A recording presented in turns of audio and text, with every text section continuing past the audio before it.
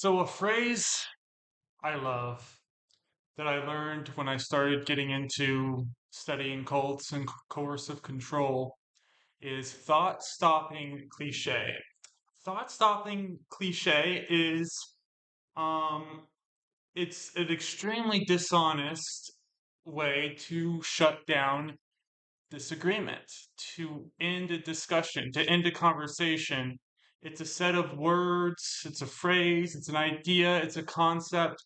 It's just a very, very simple thing that's prepackaged that you're ready to throw at somebody um, as a way to sort of like, and it's called thought stopping because it's meant to stop, it's meant to get inside the other person's head and make them stop in their tracks, whichever line of questioning they're going down.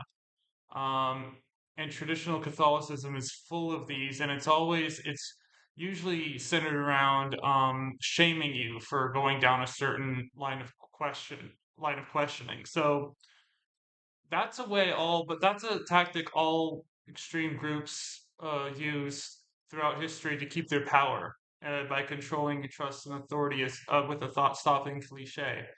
And a common one that traditional Catholics use when you challenge the authority of the church or challenge the legitimacy of the authority of the church or challenge the legitimacy of their ideas, their dogmatic ideas, they'll use the analogy which I consider to be a thought-stopping cliche of a child trusting their parents. You know, the child shouldn't. The parents have to keep the child away from the hot stove. They have to keep them away from the chemicals under the sink. They have to keep them away from the swimming pool when they're a certain age and they're unsupervised. You know, because they might fall in and drown. Don't run near the pool. Well, it might not be, you might want to have some fun and run around the pool, but your parents in those instances know what's best.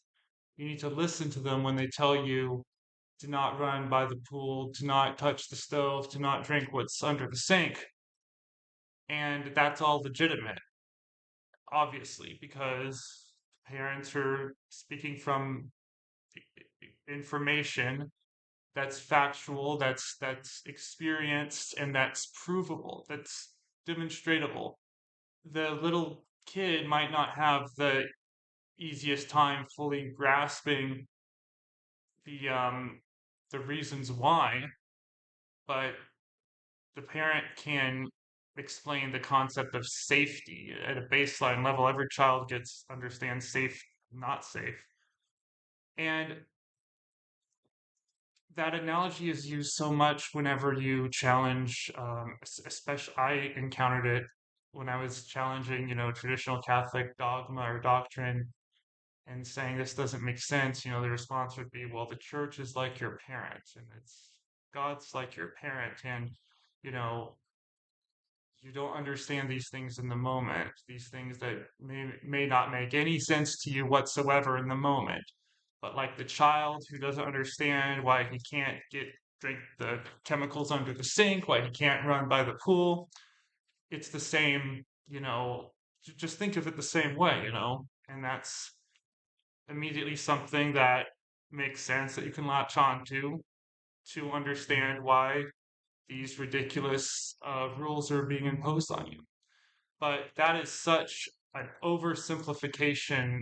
That oversimplifies human relationships so much, which, if you study traditional Catholicism or extremist groups of any kind, you understand that that's a common thing. They hate the reality of life being extremely complicated, and they insist on their simple Simon explanations that they've, decided on for better or worse to your own well-being.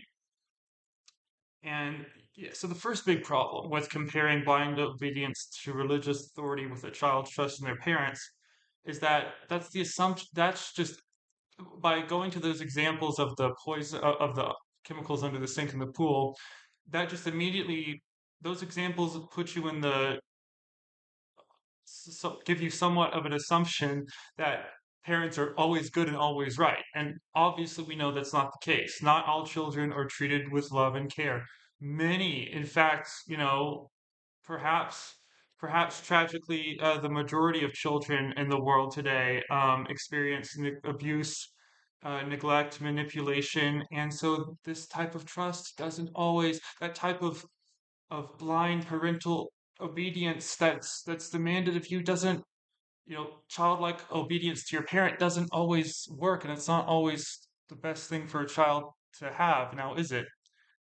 And this gets into, you know, a, an overwhelming contradiction within the traditional Catholic world that you can see if you are looking at their content right now, that it's just creating more and more tension and anxiety into in their world, to the point where some of these influencers are, you know, getting people worked up and then saying, "Hey, we shouldn't be so worked up about it. About you shouldn't despair so much." And it's like, well, maybe you should stop uploading all this bullshit uh, to your channel then, if you don't want people to, respond to it the way they're going to, the way you want them to, if you want your channel to grow. Anyway,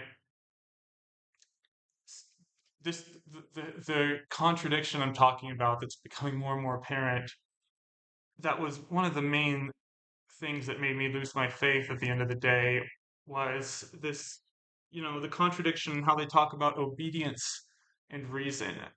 And when they're talking about the problems in the modern Catholic Church, the problems that they see in the church post Vatican II, they claim that they use reason to see these problems, and they'll say things like, "We're not robots. Us Catholics are not just blindly obedient and blindly following. We're supposed to use our reason. We're supposed to use our intellect. Um, but it's such selective. So, but then on the other side of their mouth, they'll demand, obedience, blind obedience to their personal interpretation. It's selective obedience, right? And it's and a refusal to engage with any new ideas in the church. They're all evil, and that it significantly weakens the argument that they're using reason now, doesn't it? The analogy of with a parent trusting their child can apply here too. Extremist traditionalists want their followers to trust them as the only source of truth, but they refuse to trust the authority of the church itself. And not all parents are perfect. No single group in the church can be free from error. And in trying to protect tradition, they the way they tradition, quote unquote, the way they see it, they fall into the same blind obedience that they were just saying that they don't, because they're using their reason here. They're not just blindly obeying the church. That's not how it works. But it is how it works, until in the 60s the church did, uh, no doubt, radically shift, radically change. There's no denying that it did. And so the they the church was always supposed to be a living, changing institution. That was always there was always supposed to be a living element to it. And the more you go down, it's undeniable, the more you go down the traditional Catholic rabbit hole, the more you have to um, reject anything going on in the modern church, and hold on. They keep saying hold fast and hold on to the tradition. Part of the whole package deal that's in the tradition of the Catholic Church is having the living magisterium to refer to, and they don't have it. They refuse to accept it. They refuse to acknowledge it, and they're just left with their own interpretation, which is, whichever trad cath influencer you want to follow. You're constantly, if you're a die-hard dedicated traditional Catholic, you don't have a consistent, you know tr- voice trustworthy voice to listen to 100%, which is what you're promised. You're promised something you can trust 100% completely, something that any idiot, all they have to do is just look at this and say, you know, it's not supposed to be intellectual. It's not supposed to be difficult. It's not supposed to be, uh, it's supposed to be so simple and so easy. Just accept, just abandon your intellect. But at the same time, in their attempts to challenge, the Vatican II, the conciliar church, as they put it, they go back into, well, we have to use our intellects. We're not zombies. We're not robots. We have to think critically here. It is just a perpetual, self-defeating, snake eating its own tail logic circular loop that never ends, and you just can't take it after a while. And I couldn't take it after a while. The contradiction was just too much. And you're constantly promised also in traditional Catholicism, you're constantly assured that this that it's going to happen so soon. Like we're almost out of this, and you can't you can't have that kind of mm, tension where you're in a constant crisis mode because they're constantly insisting that we're in a crisis, we're in a crisis. You can't, it's unsustainable. You can't live like that. And they do live like that. And it's driving them. You can see it. It's undeniable with all these people, the, the, the mental turmoil they're in.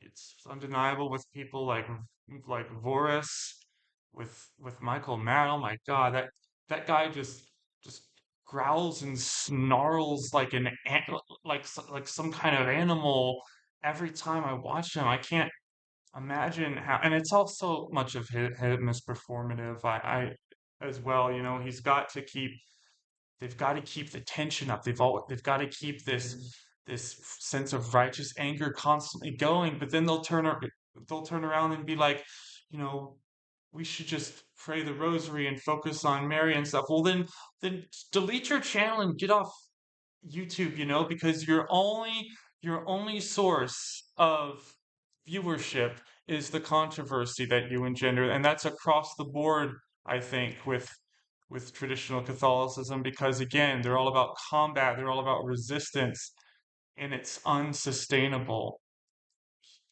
Human beings need variety, they need rest, and then excitement. We need a balance. We need work and play. And the the constant hyper, uh, you know, hyper intense, hyper scared, hyper nervous world they live in, combined again with this crushing contradiction of obedience and judgment, obedience to the church, but judging if it's even the church or not. It it, it wears on you to a truly frightening degree. And that's why I keep doing this. That's why, despite how much I might not want to some days, I try to keep posting in some capacity on a somewhat regular basis to keep reminding myself that this is important because people are being destroyed by this, by these people. That's all for now. I hope you fly away to victory.